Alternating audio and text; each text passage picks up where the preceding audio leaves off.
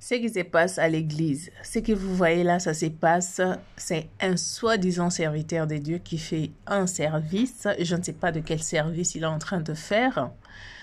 Alors, nous allons découvrir cela dans cette vidéo. Restez branchés, je vais vous mettre la vidéo pour suivre à l'intégralité ce qui s'est réellement passé dans cette vidéo. Alors, salut à tout le monde et j'espère que vous allez tous bien. Bienvenue sur ma chaîne Mianda la Douce officielle.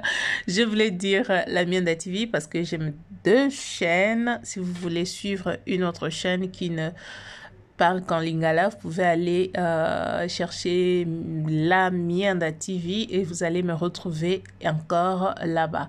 Alors, vous parlons aujourd'hui de ça. Moi, je pense qu'il y a beaucoup de gens qui parlent, quand je parle de ça, qui disent, voilà, pourquoi tu fais ça? Pourquoi tu parles de ça? Pourquoi? Trop de questions. Alors, je vais m'expliquer. Je me suis déjà expliqué plusieurs fois. Mais je vais quand même m'expliquer encore pourquoi je fais ça, pourquoi je montre tout ça là. Ok? Alors, je vais demander d'abord, avant de continuer avec cette vidéo, si vous êtes là pour la première fois, n'hésitez surtout pas de vous abonner sur la chaîne, de cliquer sur la cloche de notification. Ça vous permettra de recevoir nos notifications à chaque fois que nous postons des vidéos. Vous voulez me connaître? Je fais pas trop des visualisations. Ça se dit comme ça? Vous voulez me connaître, vous voulez connaître la personne qui parle derrière cette caméra, alors regardez la photo qui est juste à côté, c'est bel et bien moi. Alors, à partager cette vidéo au maximum et Dieu va vous bénir abondamment. Je tiens à remercier toutes les personnes qui sont fidèles sur la chaîne et je connais certaines et les autres je connais pas, mais je tiens vraiment à vous remercier de tout cœur. Si vous avez besoin qu'on cite vos noms, vous n'avez qu'à mettre ça dans le commentaire ou mon numéro, vous allez le voir là et puis écrivez-moi pour faire de remarques. Alors, suivez d'abord cette vidéo et puis on va se retrouver tout juste après pour que je puisse vous parler ce qui est dans le cœur. Sur mon cœur, dans mon cœur ou sur le cœur. Alors, suivez.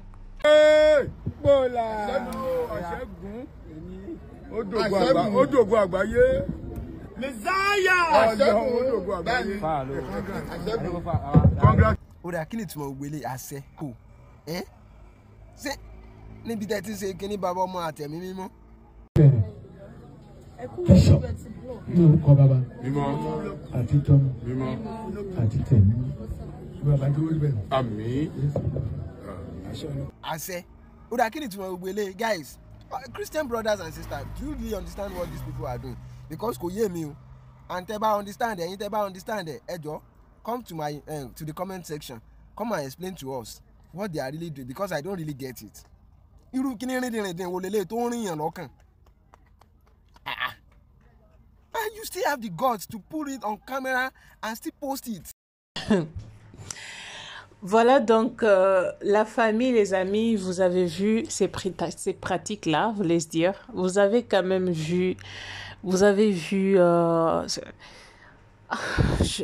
ne sais pas, comment le dire, hein, je ne sais pas comment l'expliquer. Vous avez quand même vu ce qui se passe là, ce qui s'est passé ou ce qui est en train de se passer dans cette vidéo. Vous voyez, essayez quand même de voir, essayez quand même de chercher à savoir, connaître ce que ça fait, c'est comment est-ce possible que quelqu'un que Dieu a doté d'une intelligence, d'une sagesse puisse arriver jusqu'à ce point. Un homme appelé un homme de Dieu, ça, il s'appelle comme ça, hein? Ce sont eux qui s'appellent comme ça. Regardez quand même les pratiques qui se passent. Ça, c'est une autre église. C'est une autre église aux États-Unis. Et c'est une autre église. Ça se passe à l'église, ce que vous voyez là. Alors, j'aimerais un peu savoir, ça arrive comment? Vous allez dans une église, vous trouvez que ce qui se passe dans cette église-là n'est pas biblique. Parce que quelque chose même ne pas avoir été écrit dans la Bible, mais quand tu as l'Esprit de Dieu, tu vas quelque part, tu vois les pratiques qui se font là-bas, tu comprends quand même que ça, ce n'est pas de Dieu. Ça ne vient pas de Dieu, les amis. Un homme comme ça qui va à l'église, on lui demande de faire ça avec un prêtre, je ne sais qui, moi, parce que ça se passe au Nigeria. Il fait de service qui est vu au vu de gens que ce sont des pratiques occultes. Mais la personne quand même accepte de se faire envoûter en pleine journée par quelqu'un, soi-disant un serviteur de je ne sais quel Dieu, pour après avoir quoi? Ça, c'est une question que je pose. Voilà pourquoi nous disons que nous sommes vraiment arrivés à la fin. Nous sommes arrivés à la fin. Il est important de demander au Saint-Esprit de nous aider. Parce que, avec ce corps-là, nous ne serons pas à mesure de résister à certaines choses. Ça va nous être très difficile. Ça paraît bizarre, mais c'est ça. C'est ça, tout ce que la Bible avait dit. C'est arrivé. Qu'est-ce que nous attendons encore pour savoir, pour connaître que Jésus est presque arrivé? Qu'est-ce que nous attendons encore pour voir? Je partais dans une église quand j'étais encore au pays. Arrivée dans cette église, c'est ma tante qui m'avait amenée là-bas. Quand je suis arrivée à l'église, ça s'est prié bien, les services étaient bien, tout était bien. On priait vraiment quand il y a intercession et tout s'est passé bien. Mais qu'est-ce qui s'est passé dans cette église-là? Le pasteur en question, c'était un homme d'affaires avant. Avant qu'il ne devienne pasteur, c'était un homme, un businessman. Après, il s'est dit que voilà, et Dieu l'avait appelé, il a abandonné ses business et tout, il s'est donné à Dieu. Ne me prenez pas wrong, je suis en train de parler de choses pour aider les esprits, ceux-là qui ont l'esprit de Dieu. Ceux-là que Dieu avait choisis. Je ne parle pas de n'importe quel Dieu. Je parle de Jésus-Christ de Nazareth. Je suis en train de vous parler de ça pour que vos yeux s'ouvrent, que vous ne soyez pas séduites par n'importe qui, par n'importe quoi. Le pasteur avait ses enfants. Les enfants de ces pasteurs-là sortaient avec beaucoup de jeunes filles à l'église qui faisaient service protocole et tout et tout. Et en même temps, le pasteur en question, le soi-disant pasteur en question, parce qu'un homme de Dieu vrai ne peut jamais faire de telles pratiques. Le même fille avec qui ses enfants sortaient, le type en question sortait aussi avec ces filles-là. Lui ne faisait pas la différence. Lui sortait avec les mamans, voire même les femmes mariées, les femmes qui sont célibataires, n'en parlons même pas. Les jeunes filles qui faisaient le protocole, ça non, ça faut même pas en parler. Donc c'était comme ça. Avant, je ne savais pas ce qui s'est passé réellement à l'église. Vous allez voir que à l'église, la femme du pasteur est là, mais les gens qui font la lessive du pasteur, ses habits, c'était plus les protocoles de l'église. Et quand elles font cela, elles lavent même le sous-vêtement du pasteur. Et quand je suis arrivée, j'ai aussi commencé à travailler comme étant servante au service de protocole. Et je chantais aussi à l'époque. Je me suis rendu compte que elle faisait de tours. La cheftaine de protocole donnait aujourd'hui des ordres. C'est toi qui vas faire la lessive pour le pasteur. Et c'était comme ça. Quand c'est arrivé à mon tour, c'était pour ma première fois, je lui ai dit non. Parce que quand je priais dans une église où je n'ai jamais vu de telles choses. J'ai dit à la dame, je dis, écoute, moi, je sais que un pasteur, c'est comme un père pour moi. C'est un père spirituel et je dois beaucoup de respect aux hommes de Dieu. C'est pratiquement impossible pour moi de laver les sous de mon pasteur. D'ailleurs, c'est pas mon mari, c'est pas même mon propre frère, je ne peux pas faire ça. Pourquoi je vais aller le faire à un pasteur? Il dit non, ça se passe comme ça, c'est notre papa, c'est la bénédiction. Moi je dis non, c'est pas une bénédiction, par contre c'est une malédiction. Sa femme est là, elle est censée faire ce travail. Ça c'est pas notre travail. Et c'était devenu comme on a commencé à s'échamailler. Je dis non, toi tu es têtu. Moi je dis je suis pas têtu. C'est pas la première fois que je fasse l'œuvre de Dieu dans une église. J'ai travaillé dans des églises. Je n'ai jamais vu ça. Donc je suis vraiment désolée. Moi je ne pense pas que ça c'est mon travail. Moi mon travail c'est de faire asseoir les gens et puis faire ce qui est important pour l'église. Moi je pense pas que je suis là pour ça. Et un jour, parce qu'il voyait aussi, je sais où je vais.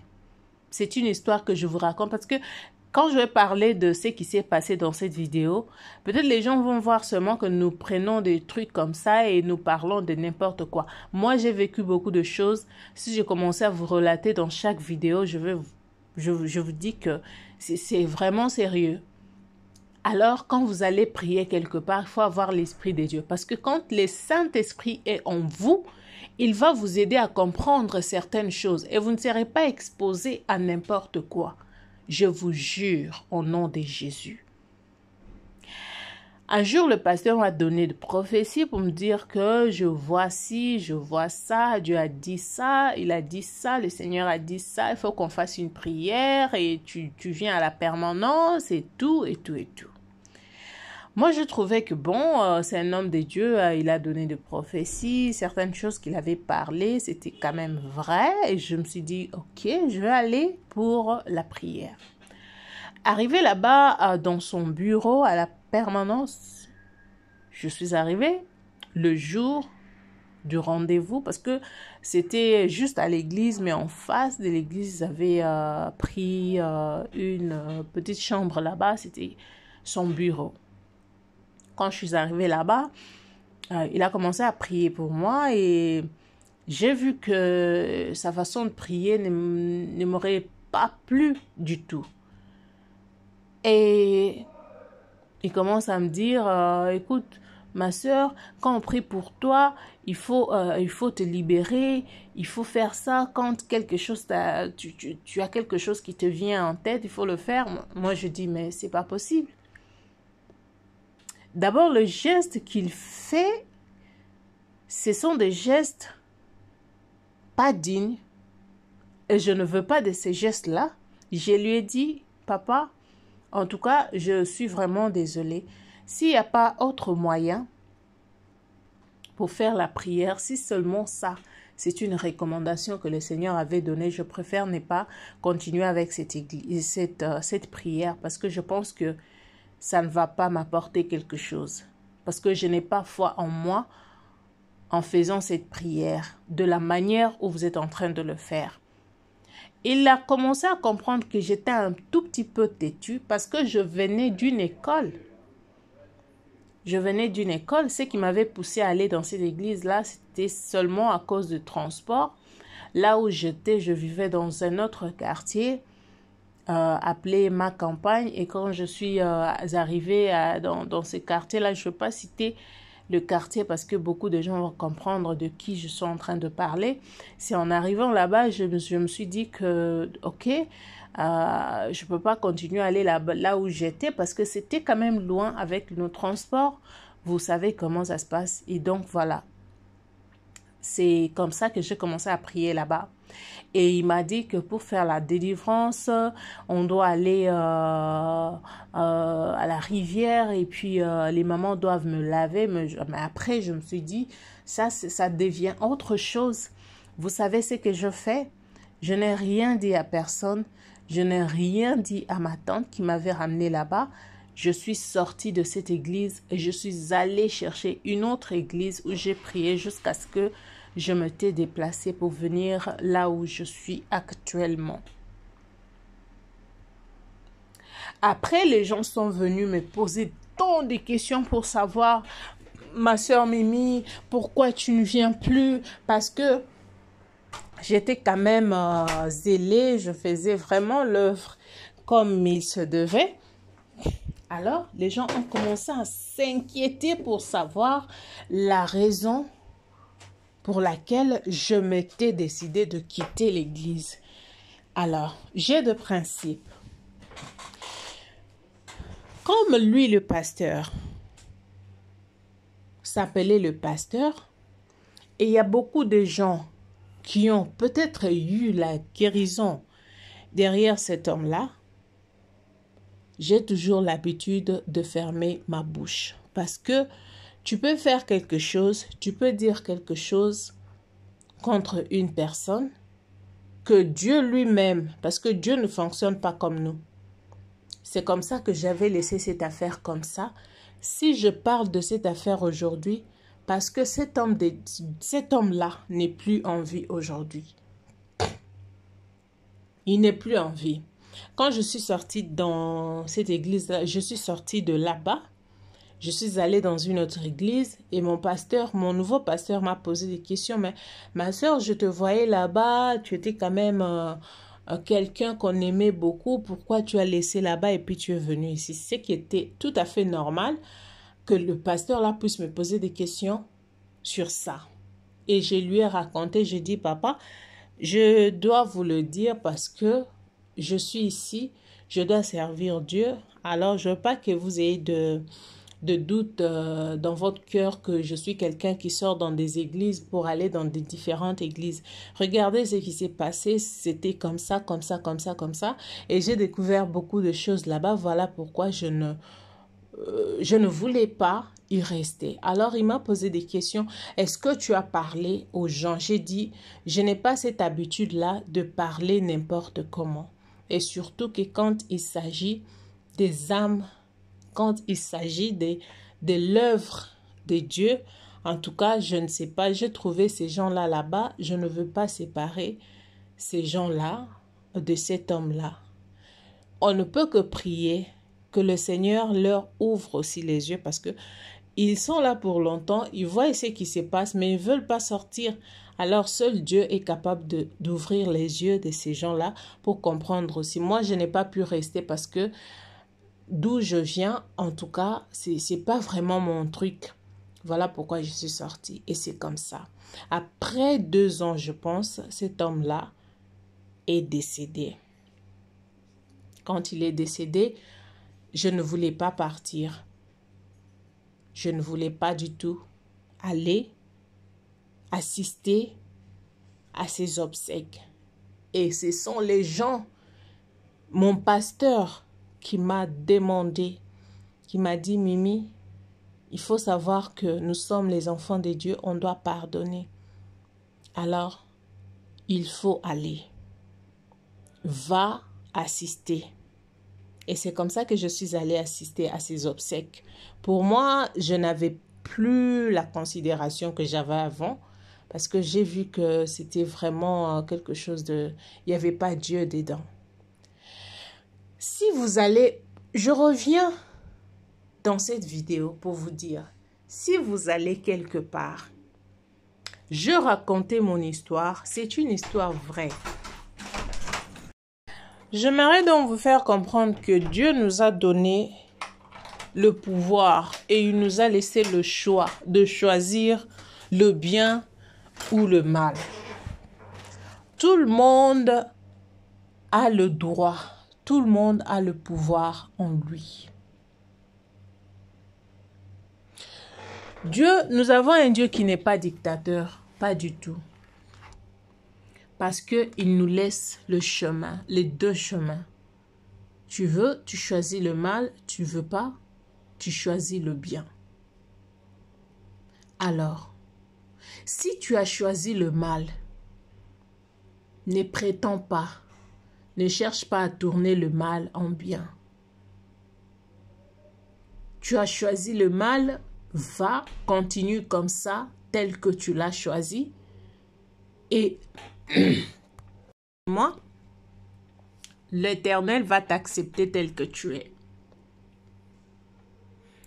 Le plus important, c'est le jugement dernier. C'est ça. C'est de ça que nous attendons. Parce que c'est ça le dernier point. C'est ça là. Alors, si vous avez choisi le mauvais côté, pourquoi vous voilez, porter des habits de saint pour vous faire voir que vous êtes des hommes de Dieu, pour nuire à la bonne réputation de la parole de Dieu? Pourquoi faire ça? Moi, ça m'a toujours été étonné. Ça m'a toujours étonné de voir que quelqu'un qui est dans le mal, quelqu'un qui est dans le cultisme, quoi que ce soit, quand tu lui poses la question, est-ce que tu es dans ça? Il te dit non, je ne suis pas dans ça. Mais si c'est le bon côté que tu as choisi, pourquoi mentir? Pourquoi mentir? Si tu sais que le bon côté, c'est le côté de Dieu, le côté de Jésus-Christ, pourquoi ne pas changer ta vie? Pourquoi ne pas te repentir alors? Parce que je ne peux pas voir que l'ombre est bon, je suis dans l'ombre, mais en même temps, je nie pour dire que non, je suis pas dans l'ombre, je suis dans la lumière. Ça, c'est vivre dans l'hypocrisie. Parce que ces gens, quand ils viennent comme ça, vers ces soi-disant hommes de Dieu, ils leur donnent confiance tout en sachant que ce sont des hommes de Dieu. Parce que eux-mêmes prétendent l'être. Mais en réalité, ils ne le sont pas. Ça ne sert à rien de te mettre dans quelque chose que toi-même tu n'es pas convaincu. Dans le noir, tu es comme ça. Dans la lumière, tu veux être une autre personne. Ça, c'est pas sérieux. C'est pas du tout sérieux. C'est pas sérieux. Alors, soit vous êtes dans le noir, soit vous êtes dans la lumière. Vous allez dans une église comme ça. Un pasteur qui prend sa langue, qui te fait des tire-langues comme ça. Un soi-disant homme de Dieu. Toi, un homme. Et tu acceptes. Tu es tellement content. Ça te fait tellement du bien. Et les gens sont là à acclamer. Les gens se mettent à acclamer. Et toi, tu le fais avec joie. Il prend de l'eau, il te met au centre de ta tête ce qu'il est en train de faire. Tu ne le sais pas. Mais comment vous pouvez être aveuglé jusqu'à ce point? Comment on peut être aveuglé jusqu'à ce point? Comment on peut accepter à être aveuglé jusqu'à ce point? Seigneur Jésus, aide-nous. Aide-nous Même la Bible elle-même nous dit, sortez du milieu d'eux. Sortez, oh, sortez. Sortez, vous trouvez des églises comme ça, on vous invite dans une église, tu arrives, tu vois un homme qui est en charge de cette église-là, qui fait ce genre de pratique. Prends tes clics et te claques, fuis de là, pars. Il n'y a rien de vie dedans. Il n'y a rien de bon dedans. Ne t'y mets pas.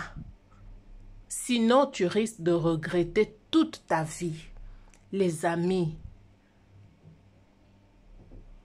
la vie est tellement précieuse. La vie est précieuse. L'âme est tellement précieuse. Ce n'est pas pour rien.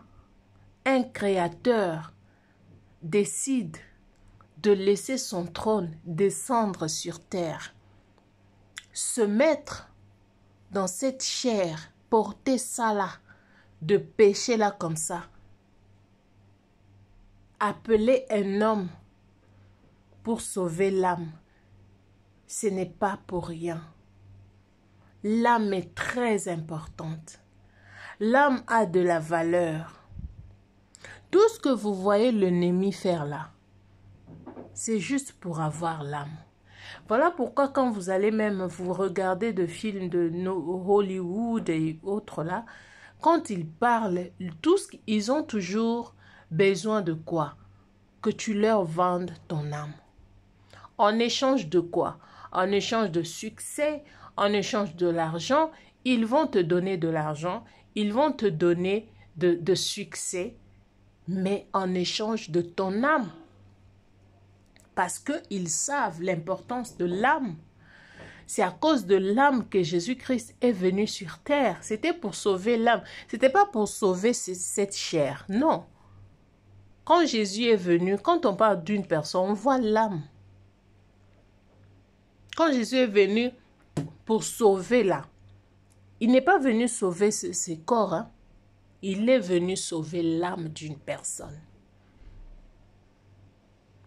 Alors, tout ce que vous voyez sur la photo là, ces gens-là sont à la recherche des âmes. Alors, si vous savez que vous êtes une âme de valeur importante aux yeux de Dieu, alors ne vous laissez pas emporter par ces genres de choses. Ne vous laissez pas séduire par ces personnes. Parce qu'ils ont juste besoin de votre âme. Si l'âme est perdue, je vous jure que c'est fini pour vous. Il y a des gens aujourd'hui qui ont vendu leur âme, mais qui regrettent. Mais ils n'ont plus le choix, c'est déjà parti. Tu l'as déjà vendu, tu es resté là, tu es comme l'épave, tu n'es rien. Parce que en toi là, même la Bible elle-même dit, en réalité dans l'homme, c'est l'esprit. Quand tu n'as pas l'esprit de Dieu en toi, tu n'as pas l'âme, tu es nul. Tu es nul. Alors pourquoi vous laissez dans des églises pareilles? Regardez même le visage de cette personne, pas du pasteur, je ne sais pas moi, de prêtre ou de qui. L'autre là, il est devenu comme un mofi. Comme un deux fois, même sa façon de rigoler. Parce que c'est pas normal. Mes amis, j'ai une autre vidéo que je peux vous faire voir. Non. Ça se passe à l'église. Je ne suis pas contre l'église. Je suis une chrétienne née de nouveau. Je crois en Jésus-Christ comme étant Seigneur et mon Dieu. Mon sauveur personnel, les dieux créateurs. Je crois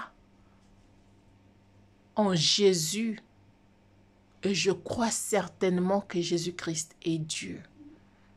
Si je vous parle de ça, parce que je veux que vous sortiez que vous ne puissiez pas faire confiance. Et quand je parle de ça, parce qu'il y a des gens qui voient de telles photos, de telles vidéos qui disent, voilà ce qui se passe à l'église et l'église. Non, non, non, non. Sachez très bien que l'église est infiltrée. L'église est infiltrée. Ce n'est pas les vrais chrétiens qui font ça. Ça, ce sont des gens envoyés pour détruire la réputation de l'église. Ce n'est pas une bonne église. Ce ne sont pas des vrais hommes de Dieu. Parce que vous allez le reconnaître par leurs fruits.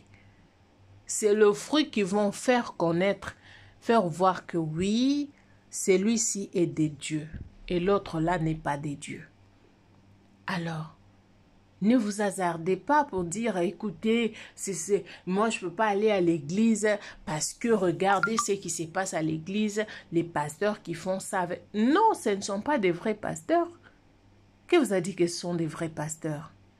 Qui vous a dit qu'un enfant de Dieu naît de nouveau? Qui vous a dit que quelqu'un qui connaît, qui croit en Jésus-Christ, Jésus-Christ qui est notre modèle, que cette personne-là peut faire ce genre de bêtises?